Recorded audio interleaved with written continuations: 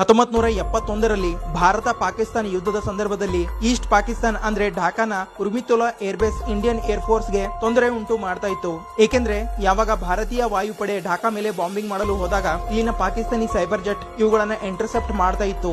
ಅದಕ್ಕೆ Indian air force ಈ airbase ಅನ್ನ ಡಿಸ್ಟ್ರಾಯ್ ಮಾಡುವ ಪ್ಲಾನ್ ಮಾಡ್ತು. ಮತ್ತೆ ಡಿಸೆಂಬರ್ 4, 1971ರಂದು wing commander Narendra Chhatral 3 hunter aircraft ನ ಜೊತೆಗೆ ಬಂಗಾಳದ ಹರ್ಷಿಮಾರಾ ಏರ್ಬೇಸ್ ನಿಂದ ಹಾರಾಟ ಮಾಡ್ತಾರೆ.